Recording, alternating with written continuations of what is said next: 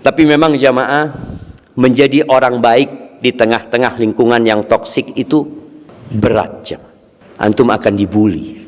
Dan subhanallah, di surat Al-Mutaffifin Allah ceritakan bagaimana orang yang baik dengan orang yang jahat. Di ayat 29 dan sampai akhir Allah katakan, innal ladzina ajramu kanu minal ladzina amanu yadhakun. Orang-orang pelaku dosa adalah orang-orang yang ketika hidup di dunia suka menertawakan orang-orang beriman. Ditertawakan nih orang beriman yang pura-pura menjadi orang baik. Wa idza marru bihim yataghamazun.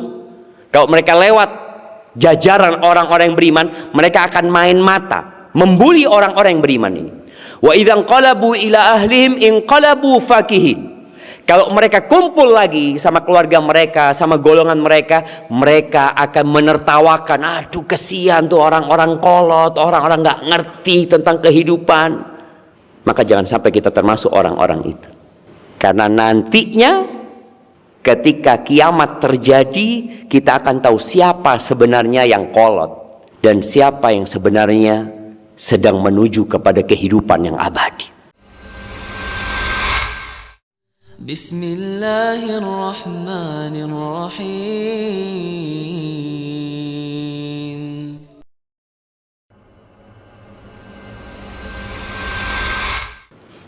Dunia ini penjara. Buat siapa? Buat orang yang beriman. Nabi kita Muhammad alaihi salatu wassalam mengatakan, ad-dunya sijnul mu'min. Dunia itu penjara buat orang beriman. Wa jannatul kafir.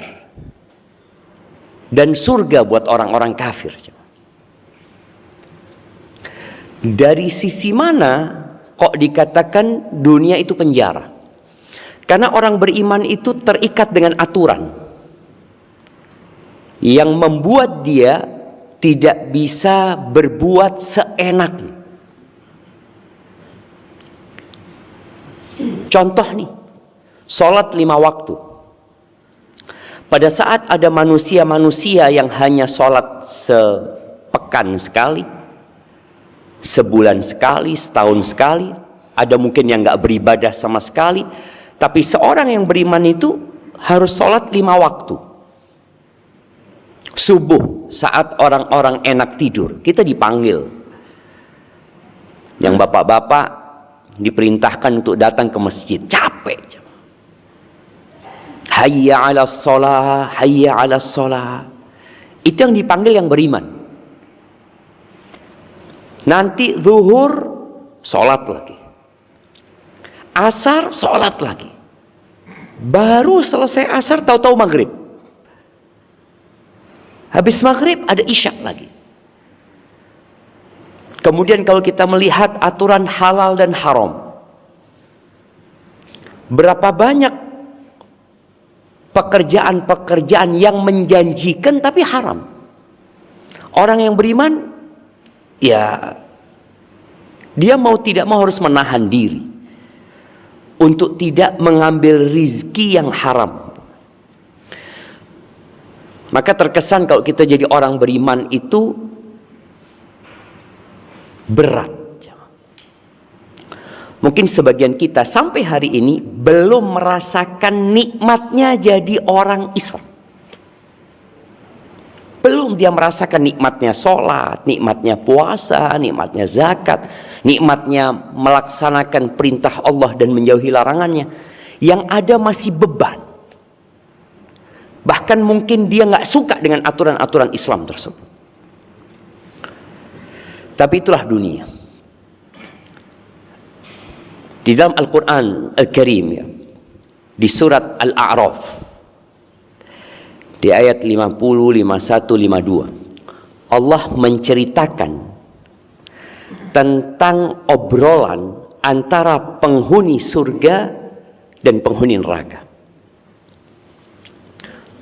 Allah sebutkan, wanada ashabun nari ashabal jannah.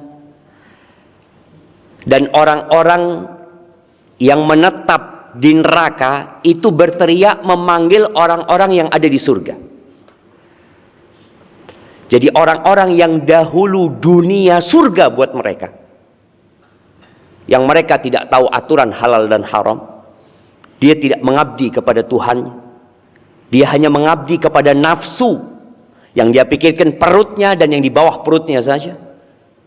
Ini orang-orang nanti ketika Makassar sudah rata sama tanah, ketika tidak ada lagi cerita tentang Indonesia, yang ada hanya surga dan neraka, maka penghuni neraka ini berteriak memanggil orang-orang yang ada di surga, yang dahulunya hidupnya seperti di penjara,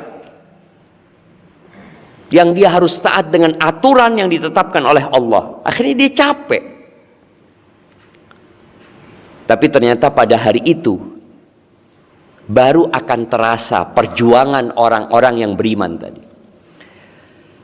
Orang-orang yang di neraka ini memanggil penghuni surga, mengatakan apa? An afidu alaina minal ma. Mereka minta seteguk air saja. Tolong bagikan kepada kami air. Au mimma razaqakumullah. Atau apa saja yang Allah rizkikan kepada kalian. Mereka minta air atau makanan, yang ketika hidup di dunia mereka minum semau mereka. Yang kadang-kala kalau kita melihat khamar mereka minum, ya, terus terang sedih jemaah.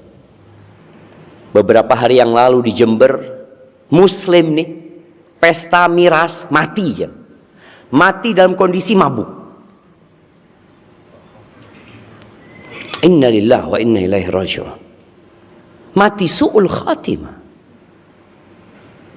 Ini orang-orang yang ada di neraka minta air, nggak minta yang lainnya, atau makanan apa saja, yang ketika di dunia mereka bebas makan, mereka mungkin menjadi orang-orang yang kaya, yang di mana saja mereka mau kuliner mereka tinggal berangkat, mereka punya uang untuk itu. Lalu apa kata penghuni surga? Mereka mengatakan, qalu innallaha harramahuma 'alal kafirin. Allah mengharamkan keduanya buat orang-orang kafir. Siapa mereka? Alladzina ittakhadhu dinahum lahwa wa la'iba. Mereka adalah orang-orang yang menjadikan agama sebagai permainan dan senda gurau aja. Agama bukan pegangan hidup mereka. Agama bukan pedoman hidup mereka. Wa gharrathumul hayatud dunya, dan mereka tertipu dengan kehidupan dunia. Falyawma nansahum, kata Allah, hari ini kami meninggalkan mereka. Kami melupakan mereka. Kama nasu liqa'a yaumihim hadha wa ma kanu biayatina yajhadun. Kami melakukan itu karena mereka lupa dengan hari perjumpaan ini. Mereka juga menentang tanda-tanda kebesaran Allah Azza wa Jalla. Lalu Allah katakan, walaqad ji'nahum bikitabin fassalnahu ala ilmin. Kami telah mendatangkan kepada mereka kitab Al-Quran. Bapak-bapak ini dalam sehari berapa juz baca Quran? Ibu-ibu, biasanya lebih rajin ibu-ibu daripada bapak-bapak. Allah sudah turunkan Al-Quran. Al-Quran ini adalah peta menuju ke surga. Jadi kalau mau menuju ke surga, udah Allah turunkan kitabnya. Mau lewat jalur mana? Ada banyak jalur di sana, tapi syarat pertamanya adalah iman. Kita nggak pernah baca tuh kitab. Allah jelaskan secara detail. Kata Allah, hudan wa rahmah. Isinya petunjuk itu dan kasih sayang. Jadi sebenarnya sholat yang kita anggap memberatkan itu kasih sayang dari Allah. Kita bekerja mencari uang, lalu kita diperintahkan untuk bersedekah. Di situ ada rahmat, ada kasih sayang dari Allah Azza wa Jalla. Liqaumin yu'minun, untuk orang-orang yang beriman. Ahibati fillah, mungkin sebagian kita masih belum tertarik masuk surga. Iya, Karena surga itu gaib, nggak kelihatan. Kalau bapak-bapak, ibu-ibu dikasih tawaran, hidup miskin tapi masuk surga, kaya masuk neraka, milih mana? Kaya masuk surga kan, gitu kan? Milihnya seperti itu. Surga itu fiha ma tashtahihil anfus wa taladzul a'yun wa antum fiha khalidun. Di surga itu ada semua yang diinginkan oleh jiwa. Di dunia ini berapa banyak keinginan bapak-bapak yang tidak menjadi kenyataan? Nggak bisa. Tapi di surga apa saja. Sampai dikatakan nanti di surga itu, ketika penghuni surga sedang duduk bersama-sama, tahu-tahu ada awan yang melewatin mereka. Lalu awan itu bertanya, "Madza turidun?" Kalian mau apa? Ada yang minta hujan ini, hujan ini, hujan ini, sampai ada yang minta hujan bidadari. Bayangin antum jemaah. Di dunia antum melihat istri antum tambah hari tambah tua. Ya itulah dunia. Apa bisa istri antum kembali muda di dunia? Ibu-ibu, kita lihat ibu mau skincare, mau apa, tetap tua. Nggak bisa dibohongin. Itu dunia. Tapi di sana, Allahu Akbar. Lalu kata Allah, wa taladzul a'yun, yang enak dilihat oleh mata, dan yang lebih dari itu, wa antum fiha khalidun, kalian di sana selama-lamanya. Di dunia siapa yang selama-lamanya jadi raja? Gak ada. Nabi Sulaiman jadi raja, ya mati. Nabi Sulaiman disebutkan punya istri berapa? Berapa istrinya Nabi Sulaiman? Nah, ada 100 yang mengatakan, ada yang 300 yang tapi mati Nabi Sulaiman. Mati. Fir'aun pernah berjaya, tapi nggak lama. Presiden kita paling lama siapa? Pak Harto. Mati juga. Nggak ada. Jadi kesenangan yang kita dapatkan di dunia ini, mau seenak apapun tetap sementara. Ya sebagian mungkin liburan kemana orang-orang Makassar kalau liburan ini? Pantai Losari. Enggak lah. Apa Raja Ampat? Malino. Kira-kira di Malino berapa lama jemaah? Berapa? 3 hari, 2 hari. Habis gitu balik kerja lagi gitu loh. Kalau Pak Camat lama-lama liburan, telepon sama Pak Wali Kota, mana kok nggak masuk katanya? Liburan, nggak boleh lama-lama. Dan itulah kehidupan dunia, nggak ada yang selamanya. Sedangkan di surga, subhanallah, dalam hadis yang diriwayatkan Imam Muslim, Nabi alaihi salatu wasallam bersabda, yunadi munadin, nanti ketika orang-orang masuk surga akan ada yang menyeru, mengatakan, innalakum antasihhu fala tasqamu abada, kalian di surga ini akan sehat dan tidak ada sakit selama-lamanya. Di surga itu nggak ada BPJS, nggak ada klinik, nggak ada rumah sakit, nggak ada toilet di surga itu. Supaya kita tahu bahwa yang ada di sana bersenang-senang. Tapi harus susah dulu kita. Ada peribahasa yang kita hafal sejak SD. Apa? Berakit-rakit ke hulu, berakit-rakit ke hulu, berenang-renang ke tepian, bersakit-sakit dahulu, bersenang-senang kemudian. Subhanallah, Ternyata ajma'atil uqala min kulli ummah, semua orang yang berakal sehat itu bersepakat. Mau orang Indonesia, mau orang Amerika, mau orang Afrika, etnisnya apapun, bahasanya apapun, mereka punya kesepakatan bersama. Annan na'im la yudraku bin na'im, bahwa yang namanya kesenangan tidak dapat diraih dengan kesenangan. Nggak ada. Nggak ada ceritanya orang seneng tanpa susah. Ketika orang senang tanpa susah, kesenangannya tidak jadi kesenangan. Biasa aja. Tapi kita lihat bagaimana ketika dia mendapatkan kesenangan dengan kesusahan. Antum bisa rasakan orang yang berbuka di awal Ramadan. Apa yang dia rasakan, jemaah? Semuanya jadi enak, jemaah. Padahal tiap hari dia makan itu sebenarnya. Tapi kenapa hari itu jadi enak? Karena dia nggak makan dari pagi. Jadi kenikmatan itu hanya bisa diraih dengan perjuangan. Wa man athara rahata fatathu raha. Barang siapa yang memilih untuk santai hidupnya, untuk istirahat, maka dia akan kehilangan waktu santai yang sebenarnya. Di saat orang istirahat, dia nggak istirahat. Maka di sini dikatakan kalian akan sehat selama-lamanya, nggak akan pernah sakit. Wa innalakum an tahyau fala tamutu abada. Kalian akan hidup dan tidak akan mati selama-lamanya. Wa innalakum an tashibbu fala tahramu abada. Kalian akan tetap muda dan nggak ada tua di surga.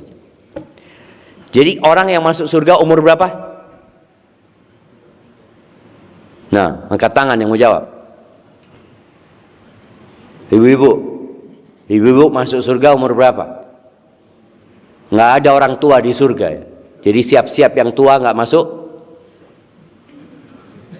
Betul, yang tua nggak masuk surga, jemaah. Nah, umur berapa? Penghuni surga itu umur berapa? Berapa? Berapa? 35, ketuaan 35. Nah, berapa? Berapa? 25, enggak, kemudahan 25. Berapa ibu-ibu? 31, kurang dikit 28. Lihat, kita ini belum siap masuk surga, jemaah. Buktinya antum nggak tahu masuk surga umur berapa. Berapa ibu-ibu?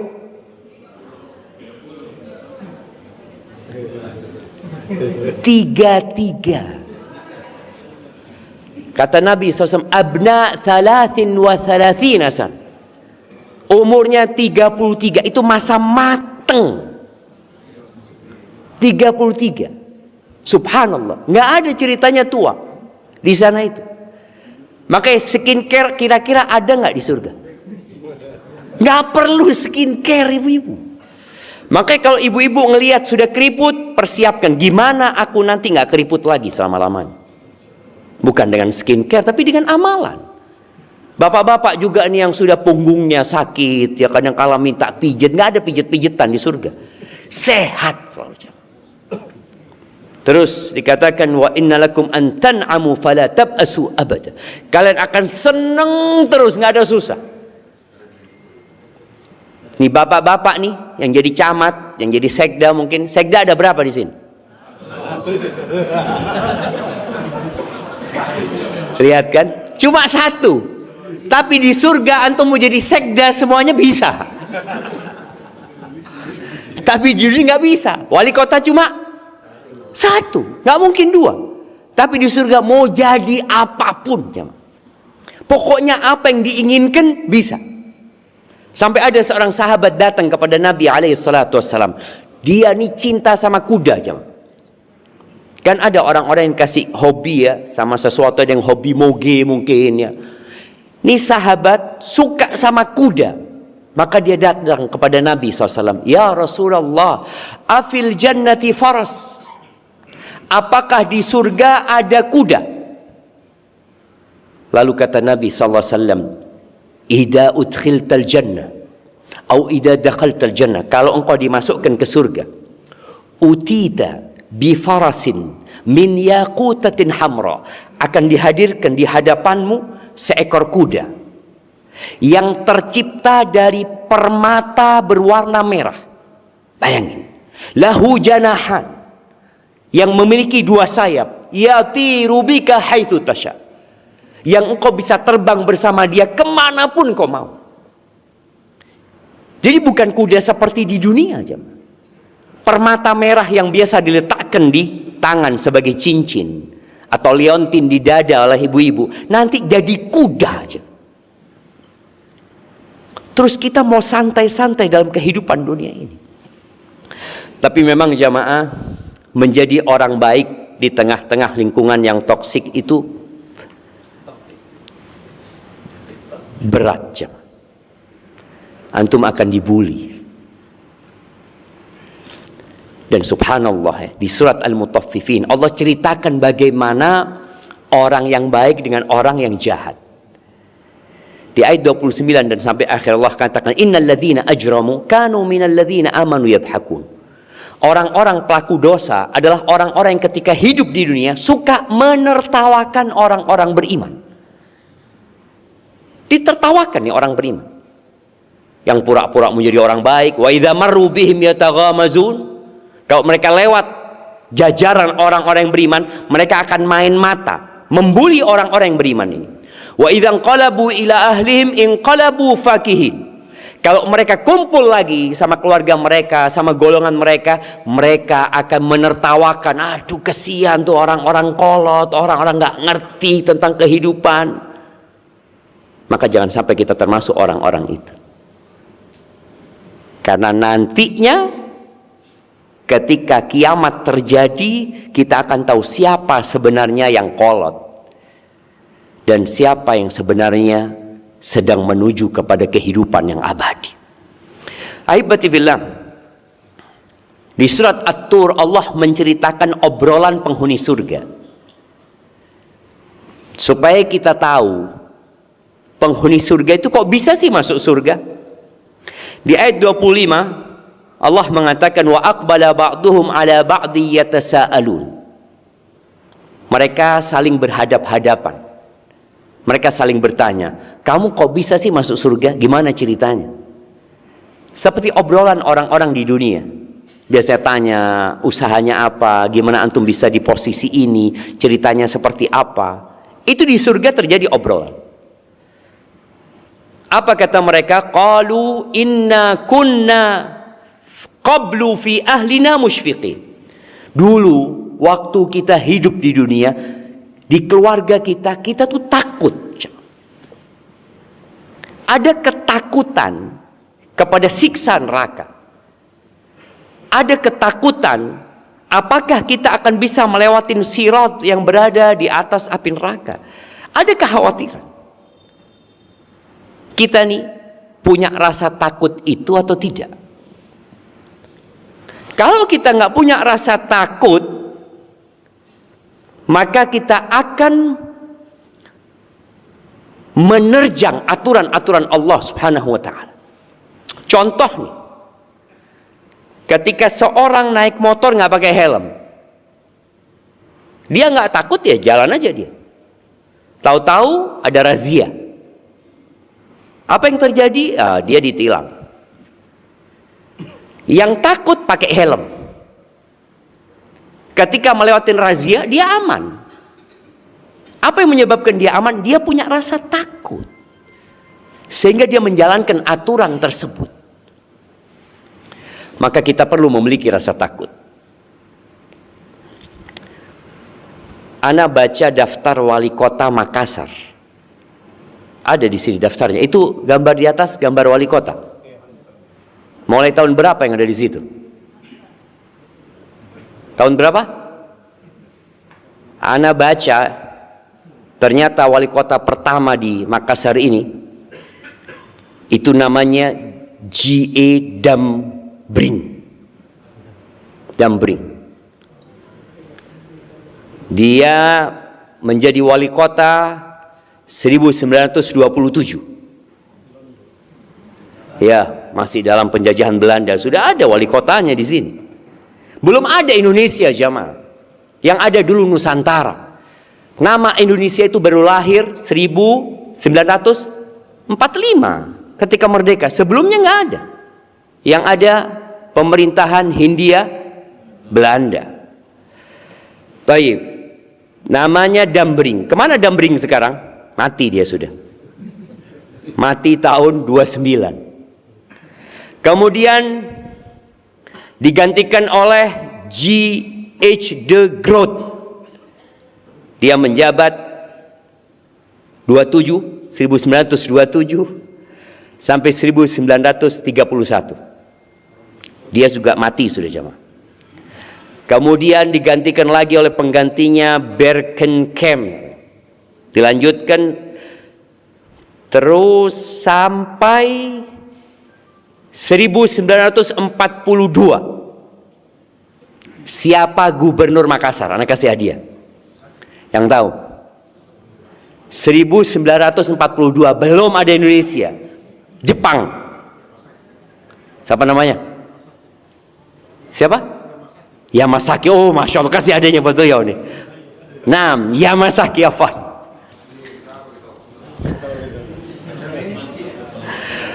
Betul, Yamasaki jemaah. Pertanyaannya kemana Yamasaki? Mati. Kemudian mulai wali kota pertama. Pada tanggal 17 Agustus 1945, Najmuddin. Kemana Najmuddin? Sudah mati jemaah. Dia tahun 50 mati. Dia lahir 1907, mati 1950. Berarti matinya umur berapa? 43. Sekarang dia di kuburan sudah berapa tahun? Sudah 76 tahun. Kita lihat ya, dia di perut bumi lebih lama daripada di muka bumi. Selesai. Dia hanya menjabat berapa lama? 1 bulan. Dia tanggal 17 Agustus, kemudian turun 11 September tahun 45 jam. Kemudian digantikan oleh orang Belanda lagi, Van Zwieten ya.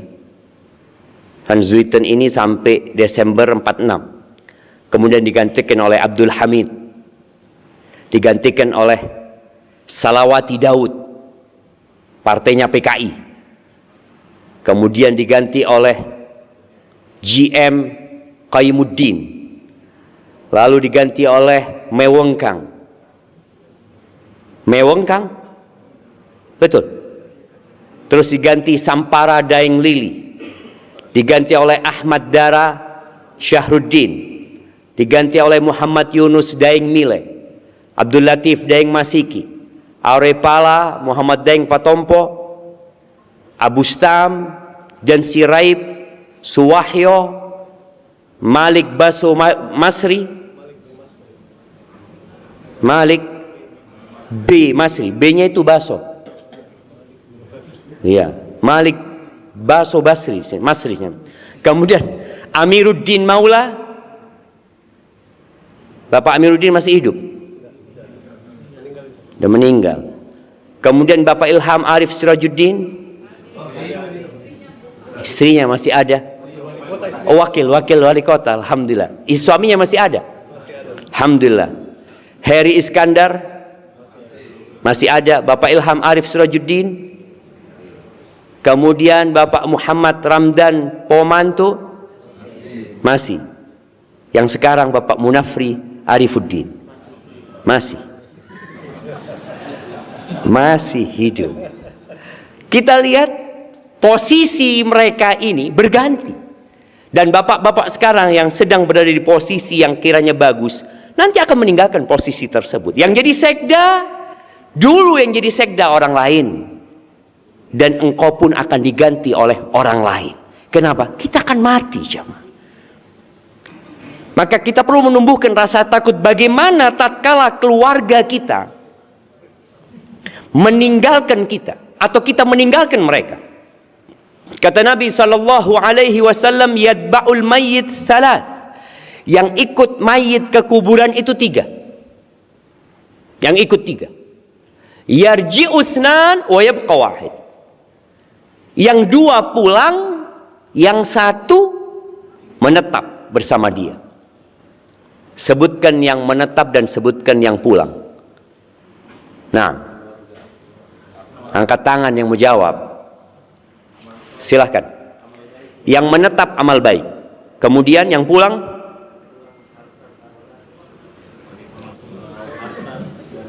harta dan keluarga. Masya Allah, kasihkan ke beliau. Nah, kita lihat ya, ketika orang mati, apalagi yang mati wali kota atau yang mati sekda. Sekda kita masih ada. Masya Allah. Kira-kira Bapak mau berapa tahun lagi hidup ini? Kita nggak tahu. Tapi yang jelas Bapak mati nggak nanti? Matilah, gitulah. Pasti itu jamaah. Kita semua bakal mati. Ketika meninggal dunia dan dia orang yang memiliki jabatan, akan banyak yang mengantarkan ke kuburan. Akan banyak jamaah. Subhanallah. Waliullah itu orang yang dicintai Allah, nggak harus banyak yang mengantarkan ke kuburan. Boleh jadi yang ngantarkan sedikit, tapi dia dikenal sama Allah di langit sana. Ini diantarkan sama keluarganya, istrinya nangis-nangis, anaknya nangis-nangis. Setelah itu ditinggal sendirian di kuburan. Ada kira-kira istri yang akan menemani suaminya di kuburan? Gak ada. Anak yang menemani bapaknya di kuburan? Tidak ada. Yang ada mereka segera pulang ke rumah, lalu bicara apa? Warisan. Istri bicara apa? Istri bicara masa iddah. Kapan ya masa iddahnya berakhir? Kenapa? Mau kawin lagi mungkin dia. Nggak dipikirkan suaminya. Dan sang suami yang meninggal akan bersama amalnya saja. Nggak ada yang ikut. Kalau dia pakai cincin yang mahal, dilepas sama keluarganya. Pakai jam yang mahal, yang mungkin bapak ini menabung untuk punya jam itu, dilepas sama anaknya. Rumah yang dibangun sama orang tuanya, yang capek, lelah, ditinggal jamaah. Dia hanya keluar dengan kain kafan, selesai. Keluarga mungkin sedih sepekan, 2 pekan, sebulan. Mungkin habis itu yang dibicarakan adalah bagi warisan. Sedangkan orang yang menjadi pejabat ini akan dimintain pertanggungjawaban bukan hanya tentang hartanya, tapi tentang jabatannya. Kata Nabi SAW, ala kullukum ra'in wa kullukum mas'ulun an ra'iyati. Ingat, setiap kalian, setiap diri dari kalian itu adalah pemimpin dan akan dimintain pertanggungjawaban atas apa yang dia pimpin. Fal amiru alladhi 'alan nas ra'in. Pemimpin yang buat manusia itu, dari presiden, gubernur, ya semualah yang punya anggota adalah pemimpin dan akan dimintain pertanggungjawaban atas apa yang dia pimpin. Berapa jumlah penduduk Makassar ini? Berapa? 1.500.000. Kasih hadiah dia, insyaallah. Nah, apa? Betul, 1.500.000. Jangan salah nanti. Oke, 1.490. Bayangin ya, wali kota itu akan ditanya sama Allah tentang 1.490 rakyat. Nggak mudah cuma. Ada rakyat yang sakit, ada rakyat yang nggak bisa makan, ada rakyat yang mungkin jatuh, cedera. Itu akan ditanya cuma. Bagaimana Umar bin Khattab radhiyallahu ta'ala anhu, dia mengatakan, aku itu takut, kata Umar, kalau ada bagla, ya keledai, campuran keledai sama kuda, yang terperosok di pinggiran sungai Efrat di Irak itu, aku takut ditanya sama Allah, kenapa jalannya engkau tidak betulin sampai itu binatang terpreset. Bayangin jamaah.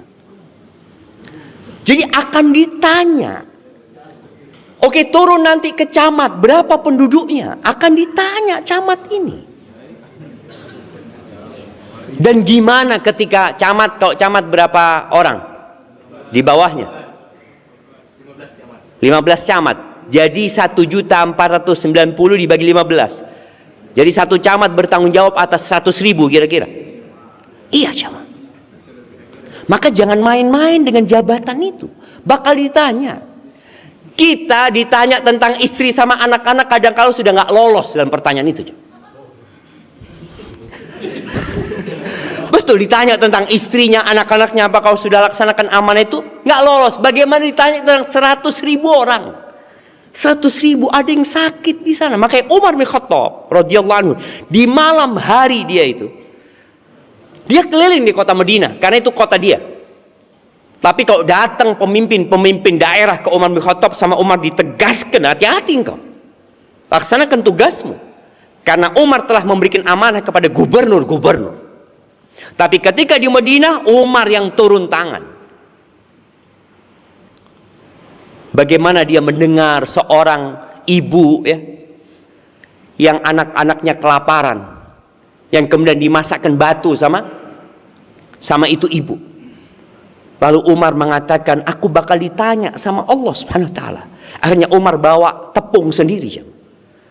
Ketika mau dia bawa, tahu-tahu budaknya Aslam itu mengatakan, biar aku yang bawa ya Amirul Mukminin. Umar tanya, apakah engkau yang akan membawa dosa-dosaku pada hari kiamat? Kata, enggak, aku yang akan nanggung dosaku sendiri. Jemaah. Kalau kita nggak punya rasa takut ini, kita berpotensi nggak selamat. Jemaah. Karena kita akan menganggap remeh. Padahal Allah mengatakan, innallaha kana alaikum raqiba. Allah itu senantiasa mengawasi kalian. Warrajulu ra'in al ahli baitih, dan seorang suami itu bertanggung jawab dia pemimpin di rumahnya, dia akan dimintain pertanggungjawaban. Wal mar'ah, nih ibu-ibu, dan seorang istri itu pemimpin juga, di mana ala baiti ba'liha, di rumah suaminya, atas anak-anak suaminya, dan dia akan dimintain pertanggungjawaban atas apa yang dia pimpin. Wal abdu ra'in ala mali sayyidi, pembantu itu juga pemimpin, akan ditanya seorang pembantu itu. Masya Allah, barakallahu fikum, lan wa sahlan. Kita mulai duluan ini bang. Jadi semua akan dimintain pertanggungjawaban atas apa yang dia pimpin. Maka jangan pernah merasa nyaman dengan kekuasaan, dengan jabatan. Rasul SAW pernah mengatakan kepada Abu Dzar. Abu Dzar ini ingin minta jabatan. Karena berpikirlah orang kalau dapat jabatan itu ya dapat uang ya. Sebenarnya ujung-ujungnya duit semuanya. Ujung-ujungnya fulus. Abu Dzar ini minta. Apa kata Nabi SAW? Ya Abu Dzar, innaka mru'un dhaif. Wahai Abu Dzar, engkau orang yang lemah. Jangan pernah engkau menjadi pemimpin buat 2 orang saja, jangan. Ngurusin 2 orang, jangan. Karena boleh jadi gak mampu. Lalu Nabi SAW mengatakan, innaha amanah. Jabatan itu amanah. Wa innaha yaumal qiyamah khizyun wa nadamah. Dan jabatan itu pada hari kiamat akan menjadi kehinaan dan penyesalan. Yang di dunia orang berharap, yang di dunia orang itu ya berusaha, menjadi kebanggaan dia mendapatkan posisi tersebut, kelak pada hari kiamat akan menjadi kehinaan. Ya gimana nggak hina? Dia dituntut oleh 100.000 orang. Presiden kita umpamanya, berapa jumlah rakyat Indonesia sekarang? 280 juta. Bayangkan dia akan mempertanggungjawabkan 280 juta aja. Itu akan jadi kehinaan ketika dia tidak bisa menjawab pertanyaan-pertanyaan yang akan ditujukan kepadanya. Dan akan menyesal, kenapa dulu aku mau sama jabatan itu? Kenapa aku mau? Illa man akhadhaha bihaqqiha wa adda alladhi alaihi fiha. Kecuali orang yang mengambil jabatan itu dengan benar dan dia menunaikan kewajibannya dengan baik.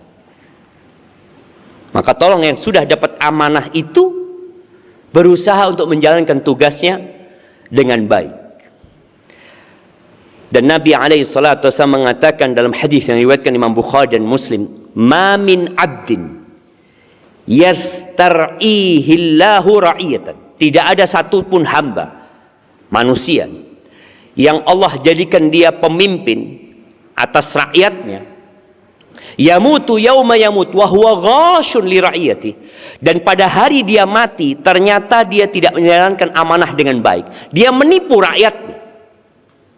Dia menipu warganya. Apa yang akan terjadi? Illa harramallahu alaihil jannah. Melainkan Allah mengharamkan orang itu masuk surga. Jadi seorang yang dikasih jabatan kemudian dia melakukan penipuan, dia tidak menjalankan amanah itu dengan baik. Yang kalau kita lihat di dunia, tidak semuanya di dunia ini ketangkap sama KPK, nggak semuanya. Ada yang ketangkap. Kalau yang ketangkap mudah-mudahan dia taubat. Tapi yang tidak ketangkap mungkin dia terus bersenang-senang. Dan ingat, tidak ada yang kebal hukum di hadapan Allah Azza wa Jalla. Jadi siapa saja yang Allah berikan jabatan kepadanya, dikasih amanah, kemudian dia mati dalam kondisi telah melakukan penipuan kepada rakyatnya, kepada anak buahnya, melainkan Allah mengharamkan masuk surga buat dia. Jadi kita kalau sudah menipu rakyat kita, sejatinya kita sedang beli tiket menuju ke neraka. Doa kita, Rabbana atina fid dunya hasanah wa fil akhirati hasanah wa qina adzabannar. Itu doa kita. Tapi amalan kita ternyata menuju ke neraka. Na'udzubillahi minan nar. Kemudian di hadis yang lainnya, Nabi alaihi salatu wassalam mengatakan walam yahudha binushihi lam yajid raihatal jannah. Dan ini pemimpin, ini pejabat yang dikasih jabatan kemudian dia tidak tulus menjalankan tugasnya. Dia tidak memberikan nasihat, tidak memberikan yang terbaik buat warganya, buat rakyatnya, maka dia tidak akan mencium bau surga. Jangan masuk surga, nyium bau surga aja enggak. Allah Azza wa Jalla berfirman, innallaha ya'murukum an tu'addul amanati ila ahliha. Allah memerintahkan kepada kalian untuk menjalankan amanah itu, menunaikannya kepada pemiliknya. Dan bapak-bapak yang duduk di sebuah jabatan dikasih amanah, bukan kesenangan jamaah. Jangan tertipu dengan kehidupan dunia. Allah Azza wa Jalla mengatakan, ya ayyuhan nas, di surat Fatir ayat 6. Inna wa'dallahi haq. Wahai umat manusia, sesungguhnya janji Allah itu benar. Apa sih janji Allah? Janji Allah kita akan dimatikan. Dan kita sudah melihat orang-orang mati. Bagaimana kita melihat tadi, kita sebutkan wali kota dari sejak zaman Belanda, mati. Tapi mereka mati tidak selesai urusannya. Allah akan bangkitkan. Allah akan tegakkan keadilan. Berapa banyak orang-orang yang melakukan kezaliman di muka bumi ini, mati belum sempat dihukum. Apakah kemudian selesai? Enggak. Allah akan bangkitkan. Dan Allah akan berikan balasan. Dan ada orang-orang yang bangkrut pada hari kiamat. Orang soleh nih. Orang baik. Jangan ditanya sedekahnya. Jangan ditanya hajinya. Jangan ditanya umrohnya. Jangan ditanya puasa. Datang pada hari kiamat ternyata yang nuntut dia 100.000 orang. Bayangin jemaah. Kira-kira selamat enggak kita kalau dituntut oleh 100.000 orang? Yang kita tidak memberikan haknya kepada mereka. Janji Allah itu benar. Kalian akan dimintain pertanggungjawaban. Jadi tatkala orang-orang nanti dibangkitkan dari kuburnya, digiring di padang mahsyar, Allah mengatakan waqifuhum, berhentikan mereka. Innahum mas'ulun. Mereka akan dimintain pertanggungjawaban. Kalau seorang suami dimintain pertanggungjawaban tentang istri dan anak-anaknya, tapi seorang camat tadi kita sebutkan akan diminta pertanggungjawaban tentang orang banyak. 100.000 orang akan meminta pertanggungjawaban kepada Allah. Ini camat saya ya Allah. Langsung kok ketawa bilang camat.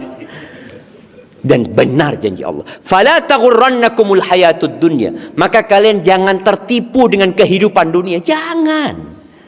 Kita sudah melihat mereka pergi dan tidak pernah kembali. Rumahnya ditinggal. Istrinya ketika dia mati dinikahin oleh orang lain. Anak-anaknya sibuk berbagi waris.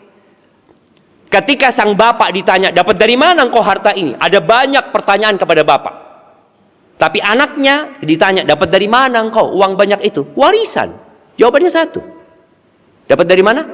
Warisan. Dan betul. Tapi bapaknya ditanya, ini dari sini, ini dari sini, ini dari sini.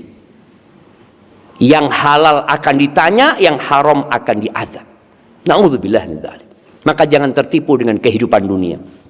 Wallahi jamaah, kata Nabi sallallahu alaihi wasallam, permisalan dunia ini seperti dibandingkan dengan akhirat nanti, seperti seorang yang memasukkan jarinya ke lautan. Dia masukkan jarinya ke samudra, kemudian dia angkat. Dia lihat yang ada di jarinya ini, itu dunia. Dan lautan itu akhirat. Maka jangan tertipu dengan kehidupan dunia. Nggak apa-apa, muslim kaya itu nggak apa-apa. Tapi ambisinya tetap akhirat. Karena kalau ambisinya akhirat, dia tidak akan makan yang bukan haknya. Dia tidak akan menzalimin orang lain. Karena ambisi dia di akhirat. Aku mau kaya. Kan nggak apa-apa, sahabat Nabi. Kita lihat radhiyallahu ta'ala anhum, Abdurrahman bin Auf kaya. Uthman bin Affan kaya raya mereka. Talha bin Ubaidillah kaya raya. Tapi kita lihat bagaimana mereka mendapatkan harta. Dan kemana mereka menginfakkan itu harta. Dan bagi para istri, tolong dukung suaminya untuk jadi orang baik. Jangan tertipu dengan kehidupan dunia. Wala yaghurrannakum billahil gharur. Jangan mau ditipu sama setan. Setan itu tukang tipu. Maka bagaimana suami itu tidak bawa ke rumah kecuali yang haknya. Bagaimana suami menjalankan tugasnya dengan baik. Ada wanita-wanita yang menjadi kunci-kunci pembuka pintu kebaikan. Tapi ada istri-istri yang menjadi kunci-kunci pembuka pintu kejahatan.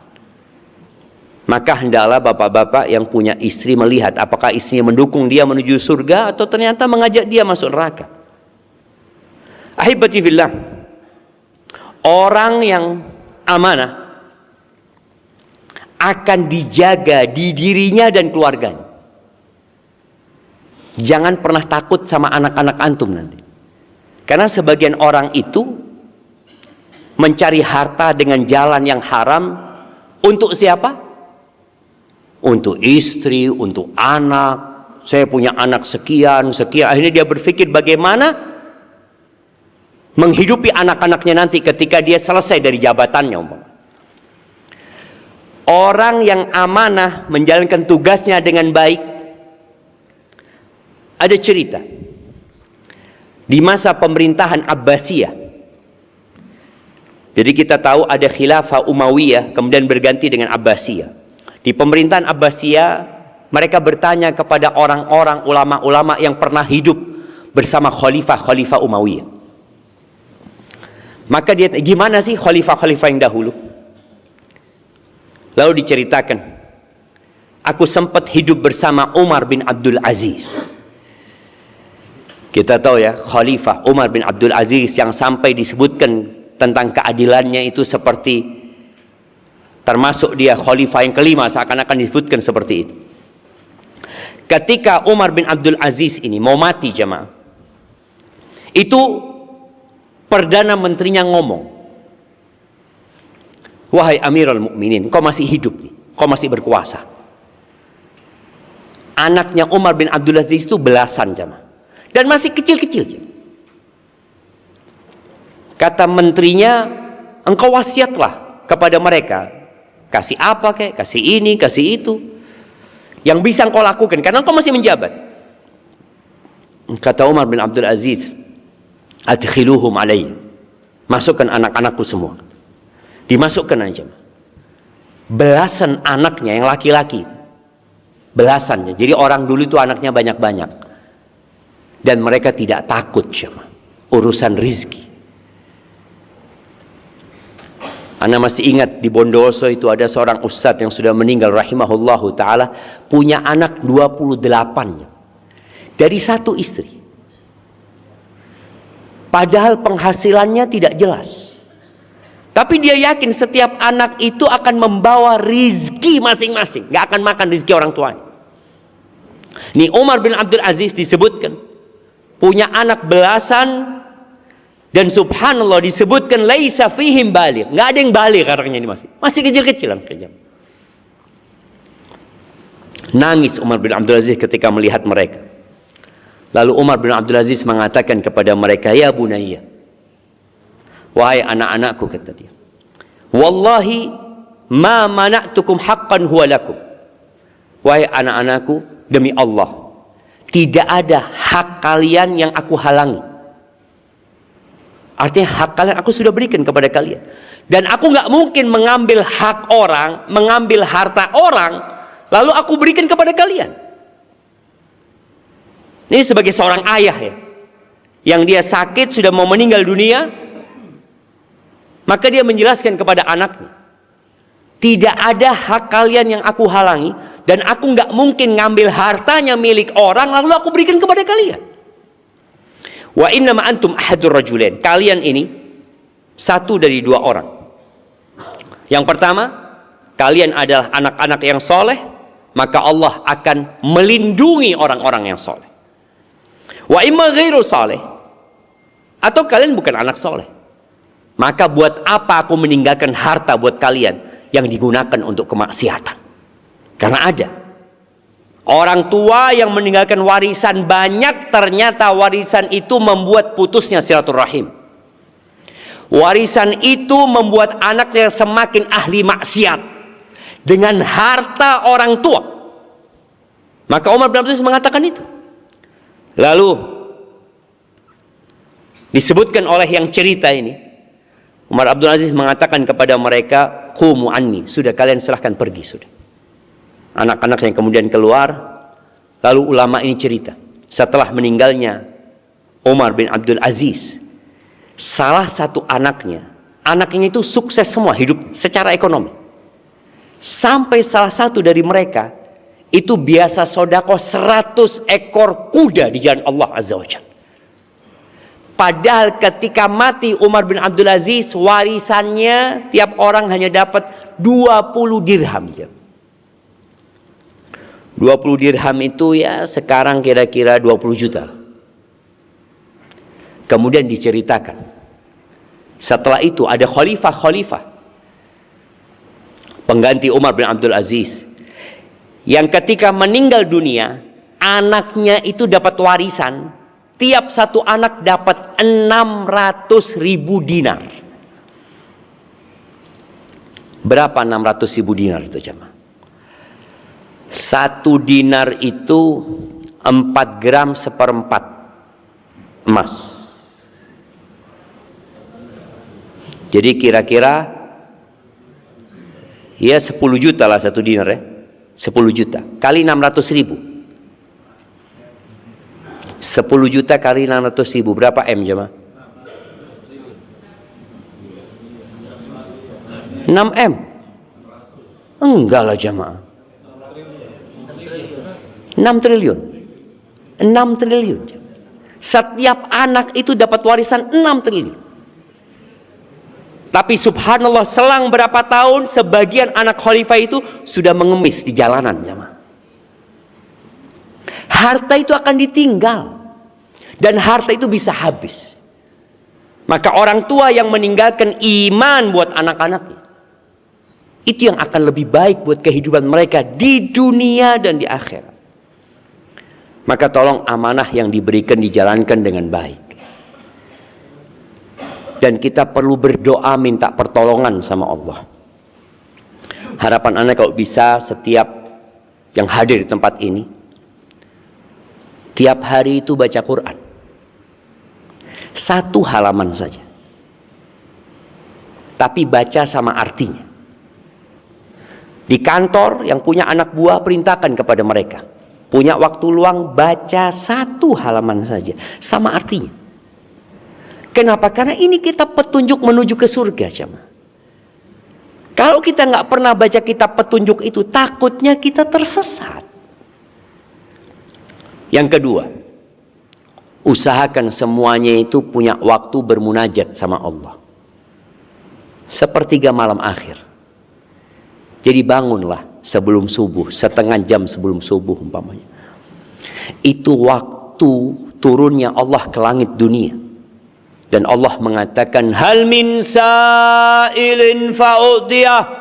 Ada yang mau minta sama aku, kata Allah, aku kasih yang dia minta. Wa hal min da'in fa'astajibulah. Ada yang mau berdoa, aku kabulkan doanya. Wa hal min mustaghfirin fa'aghfirulah. Ada yang mau minta ampun sama aku ampuni dosanya. Itu sepertiga malam akhir. Usahakan kita punya, jemaah. Insya Allah itu jadi bekal kita menjadi pejabat tadi, menjadi pemimpin, sehingga muncul rasa takut di diri kita kepada Allah Subhanahu wa taala. Barakallahu fiik, itu mungkin yang dapat Anda sampaikan pada kesempatan kali ini. Semoga bermanfaat buat kita semuanya.